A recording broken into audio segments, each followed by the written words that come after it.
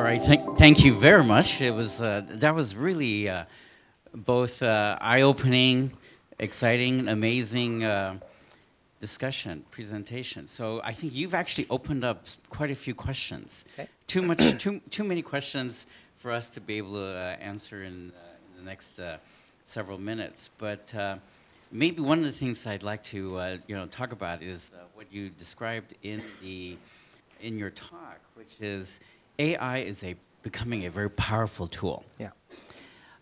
And you said that there is no danger in terms of AI in being self-aware and destroying humanity. In that sense, but yet there is a danger to human society because this AI as a powerful tool could go in the hands of some bad guys, or people would give up. And in fact, not trying to be political here, but you had an example of Cambridge Analytica being able to persuade, or let's call it manipulate, voters, perhaps without the people actually being aware that they're being completely manipulated, right? So that could be an example of at least manipulation in the hands of a few. What are your thoughts of how to not say prevent it or be able to address this issue? Well, I think in Chinese there's a saying, it's like a boat on water, right? Rising tide can lift all ships, but it can also sink ships. So technology is like water. It can be used in positive and negative ways. I think trying to control technology is extremely difficult. It's hard. It's impossible to regulate these technologies with the open source accessibility, people wanting to learn more. I think one could try to do a few things. For example, if you invaded people's privacy, safety, security, there are traditional legal means to address that. I think other than that, I'm very much against curbing technology because you can't curb it. You'll end up curbing it for good people, for law-abiding good people, and then the bad people will still use it because it's there. So I think probably the best way is transparency. Transparency in the sense that everybody knows how technology works. Everyone knows that when I'm looking at a Facebook ad, that might be a manipulative thing. And for people to be aware. And that's why I'm, other than my focusing on my investment and my health, I'm out here giving talks like this so we can increase the level of awareness of what AI is capable of, all the good and challenging things, so we can broaden that. That's why I wrote a book on this. I think we really begin with transparency and knowledge, especially given so much misunderstanding about AI. So I think that's the first step. So in fact, I think I agree with you in terms of increasing the awareness. Perhaps maybe, what do you think about going a little bit further in terms of, you might say a better defense, in the sense that having people not just be aware, but fortifying them with better judgment and better, ability to judge. Because right now, I think a lot of people, first, may not even be aware that Facebook or some of these is, doing some manipulation behind the scenes. But even if you are aware of that, there's so much raw data out there, and plus the AI manipulation, let's say. Fortifying the individuals to be able to have better judgment, maybe would that be something good to go into the educational rethink? Yes, yes. I think as a part of education, communication, giving examples, and also pointing out the issues and liabilities and challenges so people are aware of what kind of inappropriate or even evil behavior that exists from education, from books, from websites, and so on. I think that's very important. One of the issues I think that exists is, honestly, the large giants are happily making money without more disclosure, right? The giant company, today AI is largely used by giant companies that have 1,000 scientists who are just there tweaking data to make as more money comes out. And many of the giants have an ethical board and standards, but some do not. So I think it's important that everyone's aware. That's what's happening today. And the other thing that you said was a risk is just people giving up, Yeah. right? Yeah. Playing games all day, Yeah. having their lives taken care of, Yeah. right? Yeah. Any suggestions on how we, avoid that as a society? I think the best tool is to let people find what they love. I think the capitulation to games is people's last resort. I don't think anybody wants to do that. So I think if people found that they love, horticulture or musical plays or writing poetry or making friends, they create stronger bonds to people. They find how they can create, how can they make themselves happy. They like photography. They have interest groups and hobbies. I think educating the kids so that they have a wider variety of reach so that they can find what they're passionate about, that's the best tool to fight this. But at the same time, I have to say, I'm sometimes a little bit pessimistic because these games are also using AI to maximize our addiction and our monetary spending. So you got forces fighting on both sides. I think we have to make sure that our kids grow up with a balanced view. So while I very much strongly believe that we should let the kids do what they love and find their passion, I also believe when it comes to fighting certain types of internet addiction at younger ages, some degree of discipline is needed. More so today than when my kids were growing up. Another thing you talked about quite a bit is, of course, autonomous vehicles. Yeah. I agree with you that that will revolutionize, the way we live and our society. Probably create tremendous economic value. Mm-hmm. Yes, I know a lot of people have talked about, let's say, the trolley car problem. Yeah. Right. Yeah. Killing, let's say, a mother and a baby versus, 5 or 10 people or something like this. As you say, that might not be, it's unavoidable, and it certainly can be handled in a certain extent. But I guess my question is, would the legal issues that come up with autonomous vehicles, for example, who is responsible in a trolley car problem? Could those kinds of things actually stop or slow down the industry? Your thoughts? Yes, I think it's very dangerous because currently the public is not well informed on the matter. I was at MIT Media Labs not too long ago. One of the professors there did a study that asked a lot of people, okay, if an autonomous, if a semi-autonomous vehicle, that is a car is driving itself, but the humans there kind of watching over it, hit somebody and cause the fatality, who is responsible for the damages? And then there were significant votes for actually 4 types of liabilities. Number one is whoever made the car, the manufacturer, the Ford, right? And that I think is okay, one possibility. The second, of course, is the driver, the human. The third is the engineers who built the software. Okay, so be careful, engineers. And then the fourth one is the most inexplicable one, is the car. So I said, well, what do you mean the car?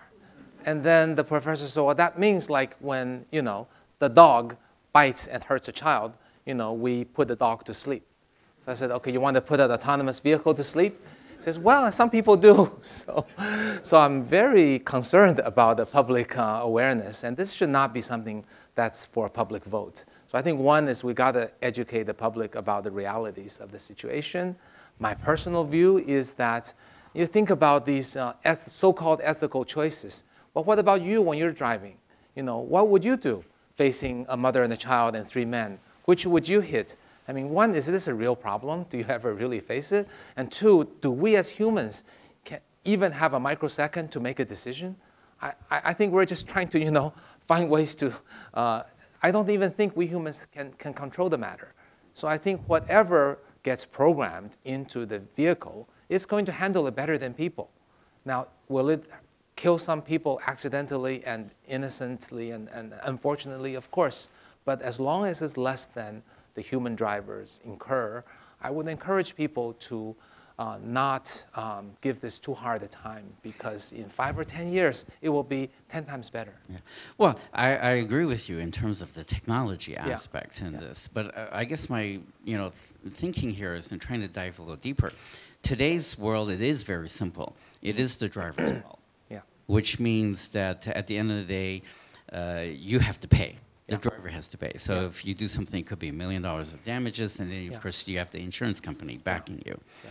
But let's say it's a scenario one, and it's the car manufacturer. Car manufacturers are not at all ready to assume that kind of liability. Right. It would destroy the company. Yeah. Right. Number two, yes, the driver. Number four, number three, the engineers who wrote the software. That would be a disaster to the company that wrote the software. Yes. So I guess what would be the answer? Or maybe my question is, one of my points is, I think legal reform addressing these issues are not catching up at all. No.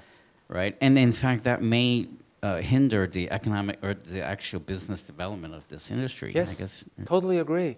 And I think, I'm sure there are many people who study the humanities in this room, literature, sociology, history, legal. The good news is, with AI, there are so many new problems. Your whole field is being reinvented. So some people say that Kai-Fu is suggesting people should go into the humanities. In some sense, I think that's true. But usually my response is, I'm not saying people who study humanities will find jobs more easily. It's just that the engineers will have just as hard time finding jobs, as well as people in finance. Finance, everyone wants to study finance, right? That's going to be terrible, but because machines will do so much better there. But anyway, I think people in legal and the governments should start thinking about this problem. And I think there needs to be a consistent, fair way to deal with this. I do think, the autonomous vehicle as an overall wave is creating a lot more value to the society. So somebody can afford the paying for the liabilities. It's just that we have to figure this out and figure it out sooner rather than later.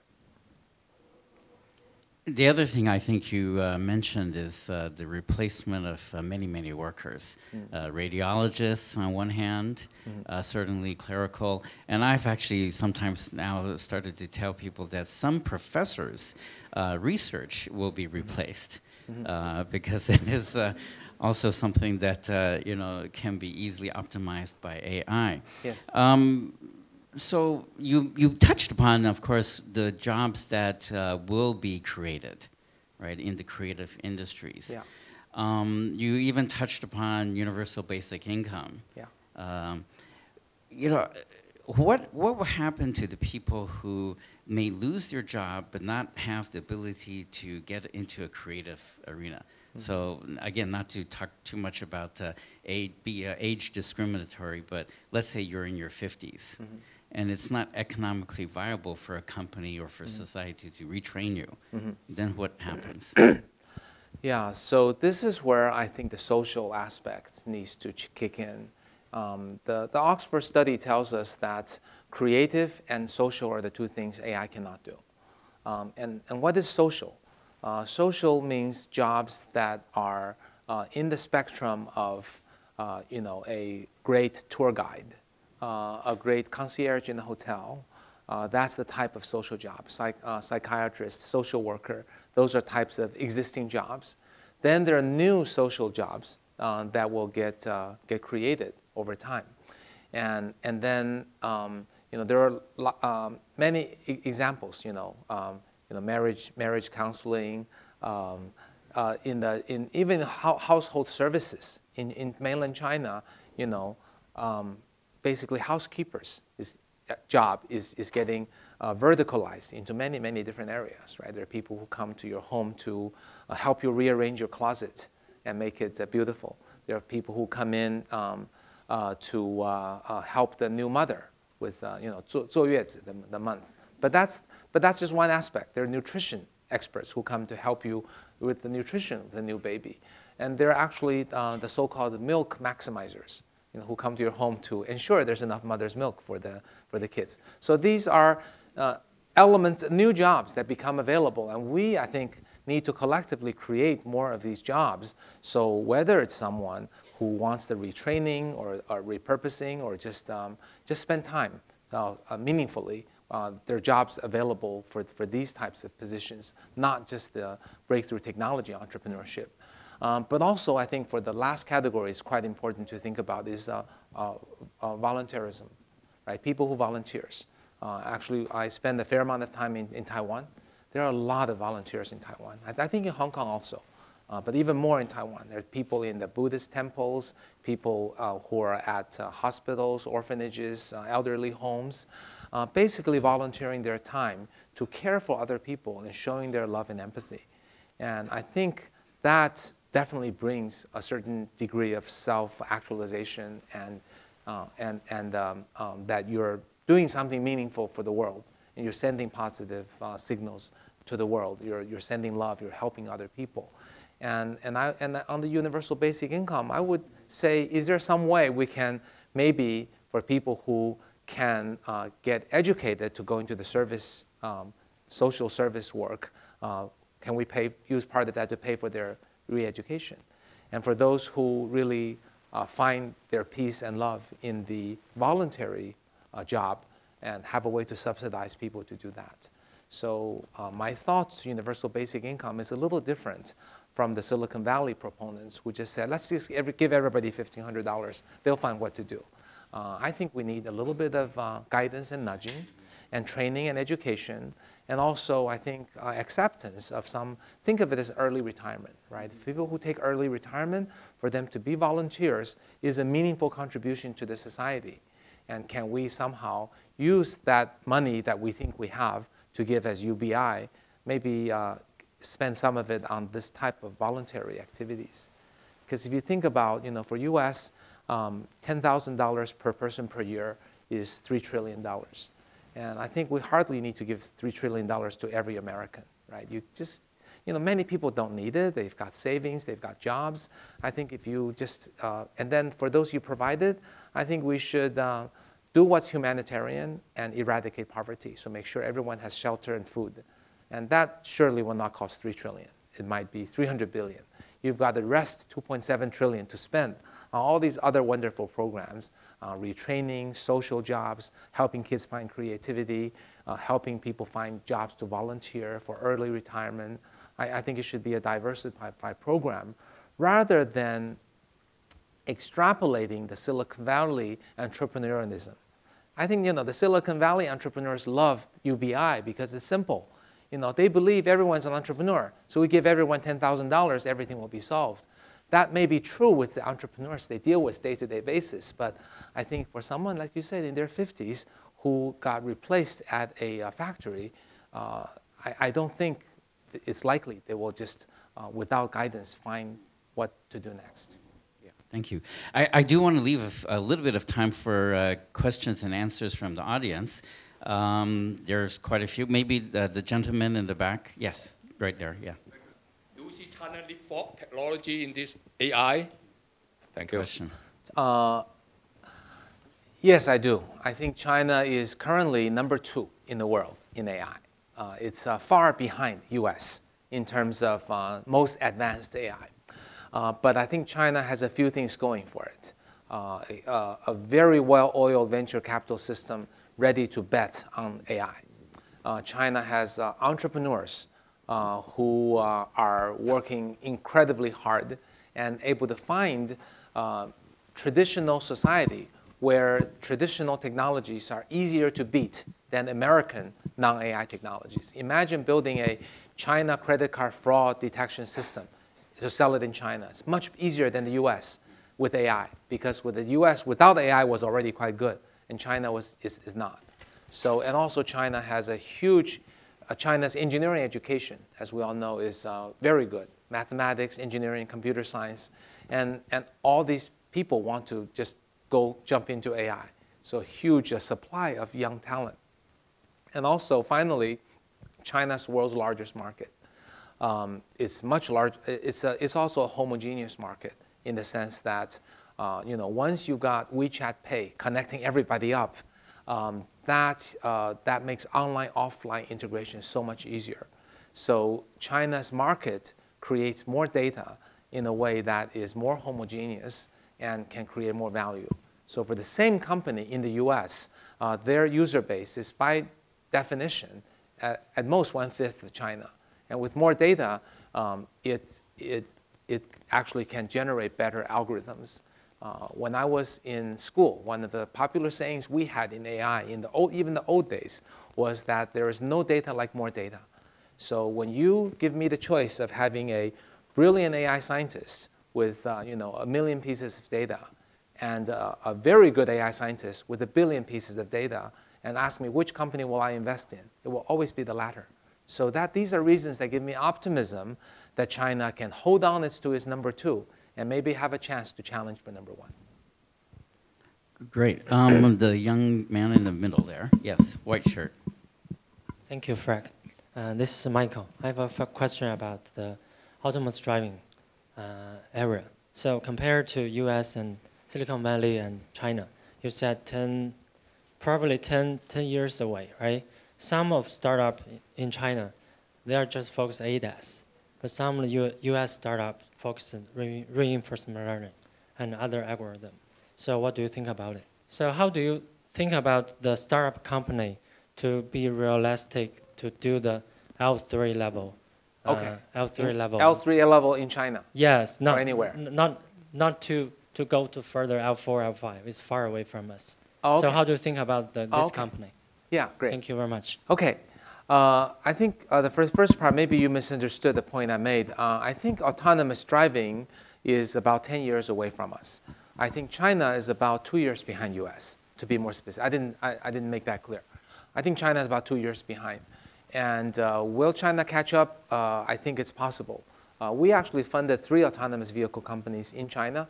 None of them are doing ADAS. So our investment thesis is that ADAS is already state-of-the-art, well-solved problem, and that for us to help entrepreneurs do that, it's not that useful. For those of you who are not in this space, L2 is basically human driving, the machine providing some feedback and maybe wake you up when you fall asleep and help you when you go off under another lane, help you steer back. So it's really human in charge. And I think all of our investments are L3 and above. I think, as I mentioned, the Google example, the progression of autonomous vehicle will not go from L1, L2, L2.3, L2.7, L3, L3.5, because the human cannot be gradually reduced in participation. I think the human is either in charge or out. So we are primarily focused in investments where the human is out. Okay? And we think there are many stepwise ways to remove the human, despite all the legal, ethical, technological, practical, road, Beijing has hutong, those kinds of issues. All those issues aside, we want it to be truly autonomous. And we want to find, yet we as venture capitalists cannot just be blindly exuberant and optimistic and bet on a 5-year, 10-year milestone. We want to see results in 1 or 2 years. So how do we do that with full autonomy? I think there are a few ways to make a stepwise progress in 1 or 2 years. One is pick a non-public roads. So let the autonomous vehicle rove around in a manufacturing like a forklift, right? Or have the autonomous vehicle be within the airport, or within the parking lot, or within a tourist zone area, like Jiuzhaigou or someplace like that, where it's non-public roads and you're slow moving. And we're also thinking about scenarios like a street cleaning. So the vehicle's out at 2 a.m. where there are very few people and very, very slow moving. So, and very big lights and noises. So you are very unlikely to hit someone. And even if, God forbid, that happens, you're moving so slowly. If you're moving below 30 kilometers 30 kilometers per hour, your chance of fatality is reduced by 95%. So we're kind of targeting those kinds of non-public road scenarios as one of our investments. In another one, we're looking at building very high-precision digital maps and licensing that to other companies. So it's not building a full car. In a third case, we're looking at freight, because freight is moving merchandise, not people. So the safety life issue is somewhat reduced. And also freight is primarily highway, which autonomous vehicles excel. And we're also investing in a LiDAR company that's using a new silicon technology that is a lower expense. And also, other vertical things. So we really are very excited, investing very broadly in autonomous vehicles.